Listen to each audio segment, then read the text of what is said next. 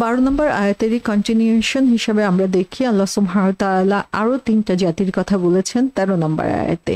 তিনি বলেছেন ওয়া আদু ওয়া ফিরআউনু ওয়া ইখওয়ানু লূত, আদ, ফেরাউন এবং লুতের সম্প্রদায়, অর্থাৎ যে কাযযাবাত ক্বাবলাহুম সেই শব্দের সেটারই কন্টিনিউশন হিসেবে তিনি বলছেন যে আদ, ফেরাউন এবং লুতের সম্প্রদায়ও তাদের নবী রাসূলদেরকে মিথ্যা প্রতিপন্ন করেছিল। সো প্রথমে আমরা এখানে দেখি আদ জাতির কথা বলা হয়েছে। আদ জাতির ব্যাপারে আমরা দেখি যে সূরা ফুরকানে এর মধ্যে আমরা দেখেছি আল্লাহ বলেছেন আমি ধ্বংস করেছি আদ, সামুদ, কুব্বাসী এবং তাদের মধ্যবর্তী অনেক সম্প্রদায়কে। সো আদ জাতির কথা কোরআনে অনেক জায়গায় বারবারই এসেছে এবং এখানে আমরা দেখি যে আদ জাতি কারা ছিল। আদ জাতি ছিল হচ্ছে নূহ আলাইহিস সালামের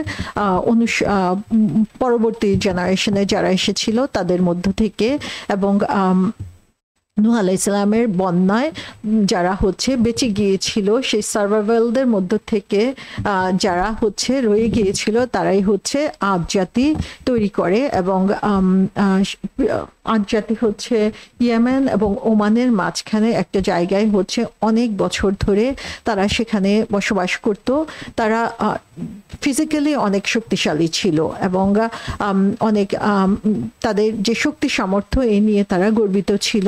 এবং তাদের আরেকটা উল্লেখযোগ্য বৈশিষ্ট্য যেটা ছিল সেটা হচ্ছে তারা পাহাড় খুদে সুন্দর করে কাজ করতে পারত, যে কারণে হচ্ছে তারা পাহাড় খুদে দেখা গেছে যে বড় বড় বিল্ডিং তৈরি করেছে, লফটি টাওয়ার তৈরি করেছে এবং সেই সময়ের মধ্যে ক্ষমতা এবং সম্পদ শক্তির দিক থেকে তারা হচ্ছে সবচেয়ে অগ্রগামী ছিল এবং যেটা তাদেরকে হচ্ছে অহংকারী করে তুলেছিল। এবং তাদের সেই শক্তি ক্ষমতা কারণে তারা যে পলিটিক্যাল পাওয়ার পেয়েছিল তার মাধ্যমে তারা হচ্ছে এমন শাসক হয়েছিল যারা হচ্ছে আনজাস্ট ছিল, যারা হচ্ছে মানুষের উপরে চরমভাবে জুলুম নির্যাতন করত এবং তাদের সেই শক্তি ক্ষমতা অহংকার এত তীব্র আকারের ছিল যে সাধারণ মানুষ তাদের অ্যাগেনস্টে কোনো কথা বলার সাহস করতে পারতো না। সো সে আদ জাতি তারা আল্লাহ সুবহানাহু ওয়া তাআলা সম্পর্কে অজ্ঞাত ছিল এরকম না, কিন্তু তারা আল্লাহ সুবহানাহু ওয়া তাআলা ইবাদত করতে অস্বীকার করেছিল। তারা আল্লাহর ইবাদত করতো কিন্তু তারা অস্বীকার করেছিল হচ্ছে শুধুমাত্র আল্লাহর ইবাদত করার ব্যাপারে। তারা আল্লাহর সাথে সাথে হচ্ছে অন্য গড বা মূর্তি সেগুলোরও তারা পূজা করা শুরু করলো। সো আল্লাহ সুবহানাহু ওয়া তাআলা কোরআনে আমরা দেখি যে বিভিন্নভাবে তাদেরকে সতর্ক করেছেন, যেমন সূরা শুআরায় তিনি বলেছেন 128-129 নম্বর আয়াতে যে তোমরা কি তোমাদের ক্ষমতাকে দেখানোর জন্য বা মানুষকে মুগ্ধ করার জন্য এই বড় বড় যে প্রাচীর বা বিল্ডিং তোমরা সেগুলো তৈরি করছো এবং তোমরা নিজেদের জন্য হচ্ছে চিরন্তনভাবে এগুলো নিজেদের জন্য তৈরি করে নিয়েছ। আল্লাহ সুবহানাহু ওয়া তাআলা তাদেরকে সতর্ক করে দিচ্ছেন যে এই যে অবস্থা, এই অবস্থা চিরন্তনভাবে থাকবে না। তারা কেন এটার উপরে ডিপেন্ড করে আল্লাহ সুবহানাহু ওয়া তাআলাকে অস্বীকার করছে এবং তারা যে কি পরিমাণ অত্যাচারী ছিল সে ব্যাপারেও আল্লাহ সুবহানাহু ওয়া তাআলা বারবার কোরআনে সতর্ক করেছেন। এবং তাদেরকে সতর্ক করার জন্য আল্লাহ সুবহানাহু ওয়া তাআলা তাদের কাছে নবী পাঠালেন, তিনি ছিলেন হুদ আলাইহিস সালাম। এবং হুদ আলাইহিস সালাম সে জাতিরই লোক ছিলেন এবং তিনি সে জাতির মধ্য থেকেই তাদেরকে সতর্ক করছিলেন। এবং তিনি তাদেরকে যেমন সূরা শুআরা 124-25 নম্বর আয়াতে বলা হয়েছে যে আদ তাদের কাছে যে মেসেঞ্জার বা রাসূল এসেছিল তখন তাদেরকে অস্বীকার করলো এবং তাদেরকে যখন হুদ আলাইহিস সালাম বলল যে তোমরা কি আল্লাহকে ভয় করবে না, তখনও দেখা গেল তারা সেখান থেকে দূরে সরে থাকলো। সো হুদ আলাইহিস সালাম বিভিন্নভাবে তাদেরকে সতর্ক করার জন্য চেষ্টা করলেন। আল্লাহ সুবহানাহু ওয়া তাআলা তাদেরকে যে নেয়ামতগুলো দিয়েছেন সেগুলো তাদেরকে মনে করিয়ে দিয়ে তাদেরকে আল্লাহর প্রতি আকৃষ্ট করতে চেষ্টা করলেন। তিনি তাদেরকে স্মরণ করিয়ে দিলেন যে নূহ আলাইহিস সালামের বন্যায় যারা বেঁচে গিয়েছিল তাদের মধ্য থেকে তারাও সে নিয়ামতের অধিকারী হয়েছিল, যে সবাই যখন ধ্বংস হয়ে গিয়েছিল আল্লাহ সুবহানাহু ওয়া তাআলা তাদেরকে রক্ষা করেছিলেন। আল্লাহ সুবহানাহু ওয়া তাআলা তাদেরকে এই বড় বড় বিল্ডিং তৈরি করার যে শিক্ষা সেটা দিয়ে দিয়েছেন। আল্লাহ তাদেরকে এত অশেষ ক্ষমতা এবং শক্তি দিয়ে দিয়েছেন এবং এবং আল্লাহ সুবহানাহু ওয়া তাআলা তাদের জন্য নিয়ামত হিসাবে বিশাল বিশাল বাগান দিয়ে দিয়েছেন। এবং তারপরে তারা হচ্ছে হুদ আলাইহিস সালামের এই কথাকে বা আহ্বানকে তারা অস্বীকার করলো এবং তারা বিভিন্নভাবে হুদ আলাইহিস সালামকেও নির্যাতিত করা শুরু করলো এবং তার কথা অমান্য করা শুরু করলো। সো আদ আলাইহিস সালাম আমরা জানি যে তারা খুব শক্তিশালী ছিল। তারা একের পর এক বিভিন্ন জায়গা জয় করা শুরু করলো এবং যত জায়গা তারা জয় করলো সেখানে যারা অধিবাসী ছিল তাদের উপরে তারা নিষ্ঠুর ছিল এবং নিষ্ঠুরভাবে তাদের কাছ থেকে তাদের উপরে তাদের ক্ষমতা প্রদর্শন করত। সো তাদের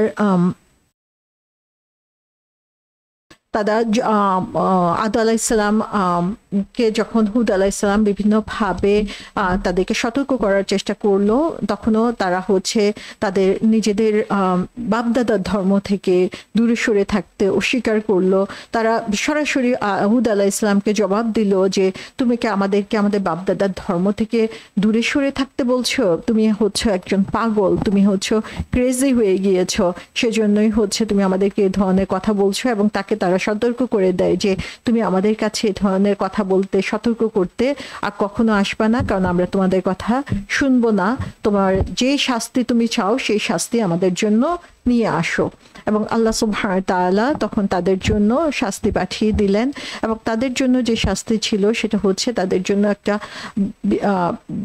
ভীষণ এক ঝড় তাদের উপরে আসলো এবং সেটা তাদের ঘর বাড়ি সমস্ত কিছু এবং তাদেরকে সহ তাদের ঘর বাড়িকে উড়িয়ে নিয়ে গেল এবং সমস্ত কিছুকে ধ্বংস করে দিল। বলা হয়েছে যে এটা এমনভাবে ধ্বংস করে দেওয়া হলো যে একটা বড় মেশিন একটা বিরাট ফরেস্ট বা জঙ্গলকে যেভাবে নষ্ট করে দিতে পারে, একদম মাটির সাথে মিশিয়ে দিতে পারে, তেমনি ভাবে তাদের জনপদ এই বিশাল বাড়ি ঘর তারা যে তৈরি করেছিল, তাদের যে এত শক্তি ছিল সেগুলো কোনো কাজেই লাগলো না। সমস্ত কিছু হচ্ছে তা আল্লাহ সুবহানাহু ওয়া তাআলা মাটির সাথে মিশিয়ে দিলেন, যেটা সূরা হাক্কায় আল্লাহ সুবহানাহু ওয়া তাআলা 6 থেকে 8 নম্বর আয়াতে বলেছেন যে আদ জাতিকে আল্লাহ সুবহানাহু ওয়া তাআলা ধ্বংস করে দিলেন বিশাল এক ঝড়ের মাধ্যমে, যেটা তাদের উপরে 7 দিন এবং 8 রাত ধরে কন্টিনিউয়াসলি তাদের উপরে সেই ঝড় ছিল।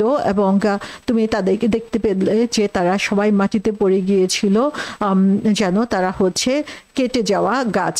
সো আল্লাহ সুবহানাহু ওয়া তাআলা সেই নিদর্শনও রেখে দিয়েছেন এবং আল্লাহ সুবহানাহু ওয়া তাআলা তাদেরকে সতর্ক করার জন্য হুদ আলাইহিস সালামকে পাঠিয়েছিলেন এবং যারা হুদ আলাইহিস সালামের অনুসারী ছিল আল্লাহ সুবহানাহু ওয়া তাআলা সেই শাস্তি থেকে তাদেরকে রক্ষা করেছিলেন।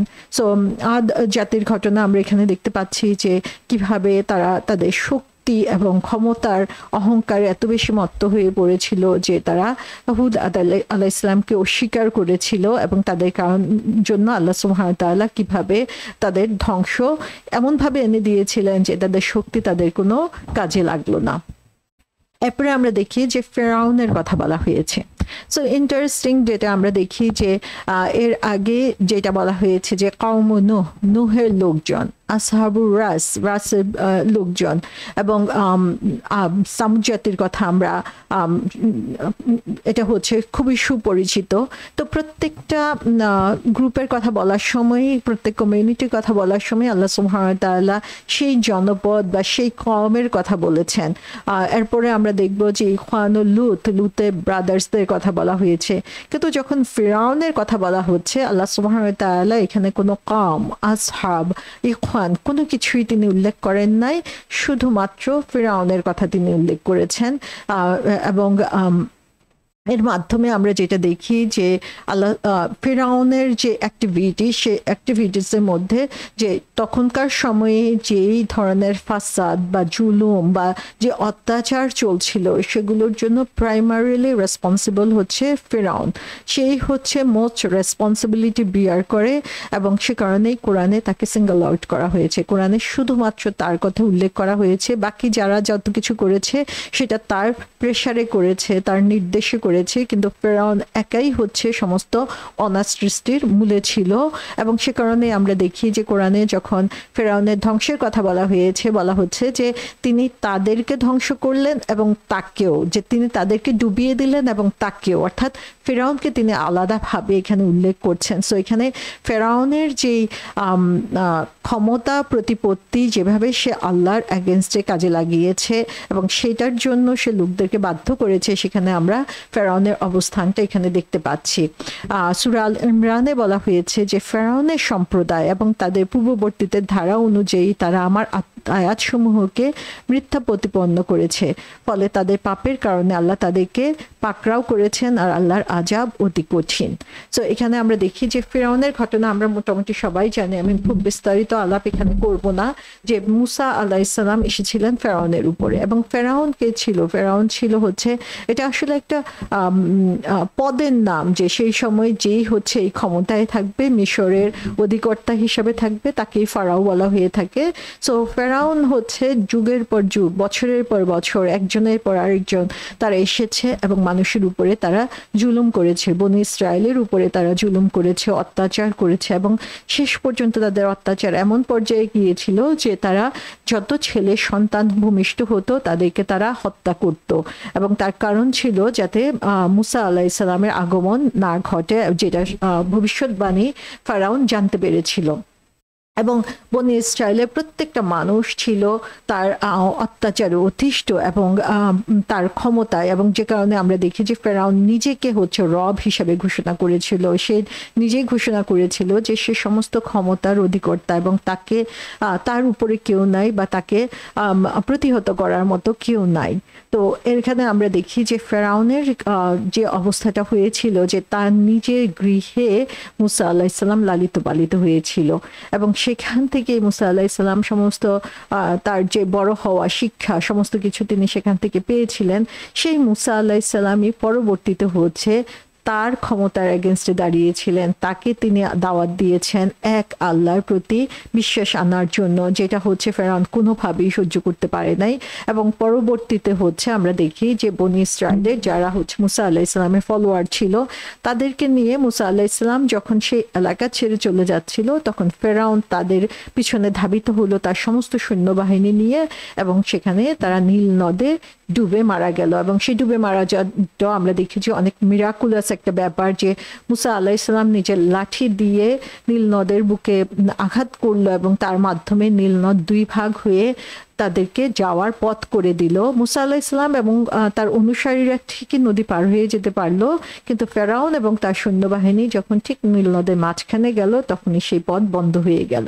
এখান থেকে আমরা দেখি যে আল্লাহ সুবহানাহু ওয়া তাআলা আমাদেরকে দেখিয়ে দিচ্ছেন যে যতই নিজেকে ক্ষমতাবান মনে করুক না কেন, সামান্য পানির কাছেও তার ক্ষমতা কিছুই না আসলে।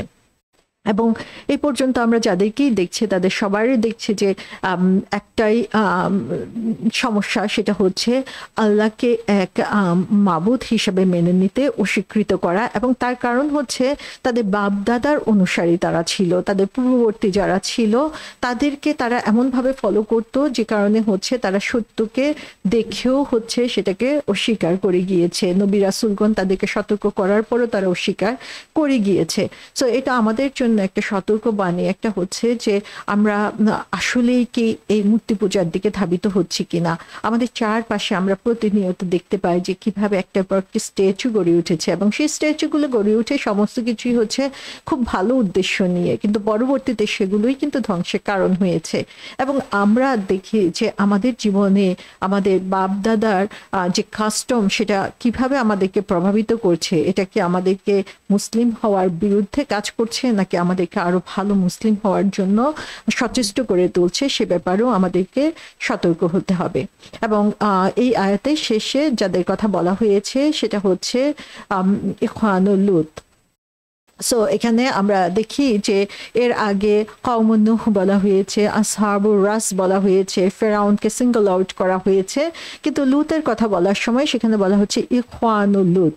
সো এখানে আমরা যদি একটু লিটারাল মিনিং এর দিকে তাকাই তাহলে দেখব যখন কোনো কওম বলা হয় সেটা হচ্ছে গোত্র। গোত্র মানে হচ্ছে তার নিজস্ব লোকজন। সেখানে আমরা যদি দেখি যে হুদ আলাইসাল্লামের কথা, সালেহ আলাইসাল্লামের কথা, নূহ আলাইসাল্লামের কথা, তারা নবী হয়েছেন তার গোত্রের মধ্য থেকে, যে তার কমিউনিটির লোকজনকেই তিনি তার দাওয়াত দিয়েছেন, তার আশেপাশে যারা ছিল তার অর্থাৎ একই বংশোদ্ভূত তারা ছিল এবং তাদের কাছেই তারা এসেছিল এবং সে কারণে তাদেরকে কওম বলা হয়েছে।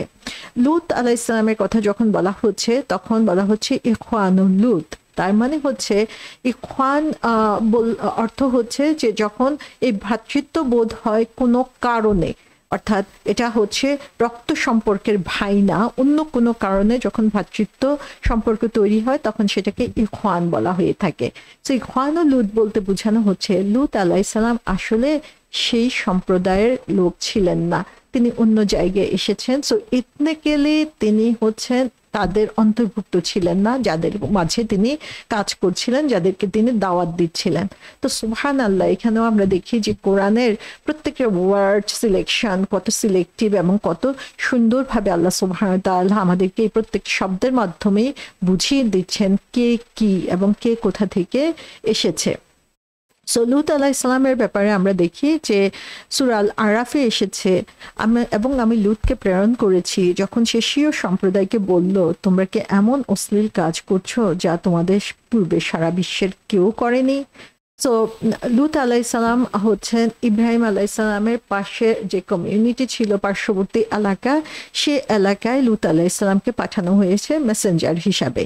এবং সেই জাতির লোকেরা এমন কাজ করতো যেটা হচ্ছে পৃথিবীর ইতিহাসে আর কখনোই ছিল না, এবং সেটা হচ্ছে সমকামিতা।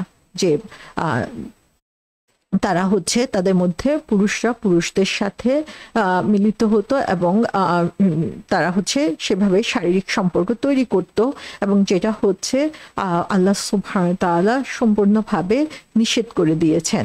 সো আল্লাহ সুবহানাহু ওয়া তাআলা বলছেন যে এমন কাজ করছো যে তোমাদের পূর্বে সারা বিশ্বের কেউ করেনি। তারাই হচ্ছে ফার্স্ট যারা হচ্ছে এই অশ্লীল কাজটা শুরু করেছে, এবং তোমরা তো কামবশত পুরুষদের কাছে গমন করো না নারীদেরকে ছেড়ে, বরং তোমরা সীমা অতিক্রম করেছ।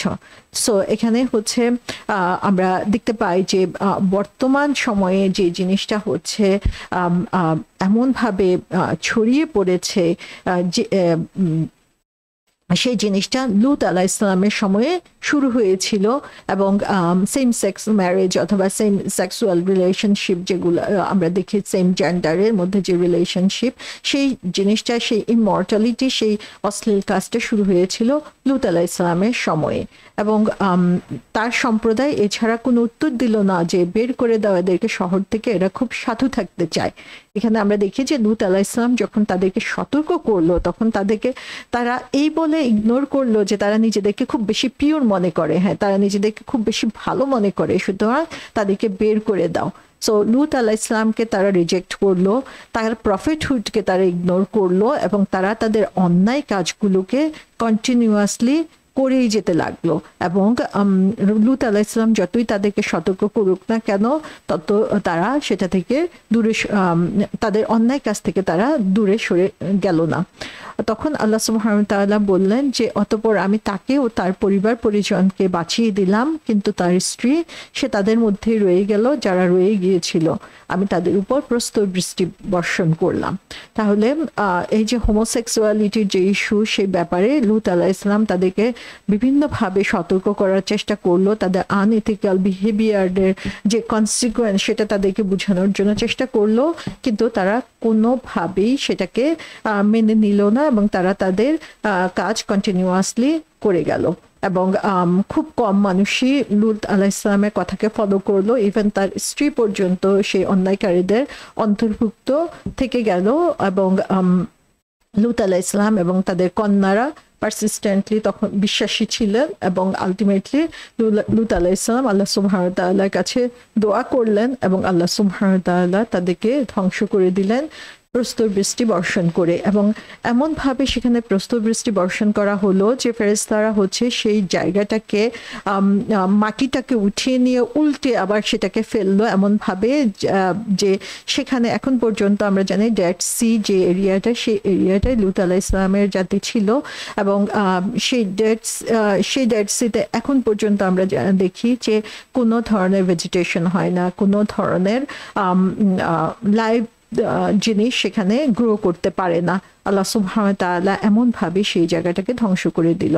তো এমনি ভাবে আল্লাহ সুবহানাহু ওয়া তাআলা পূর্ববর্তী ঘটনা এবং ইতিহাসগুলো আমাদের সামনে কোরআনে তুলে ধরেছেন যেন আমরা সতর্ক হই এবং এই সতর্কর জন্য আমাদেরকে চিন্তা করতে হবে যে কোন কারণে এই পূর্ববর্তী জাতিগুলো ধ্বংস হয়েছিল এবং কিভাবে আমরা এই ধ্বংস থেকে নিজেদেরকে বাঁচিয়ে রাখতে পারি।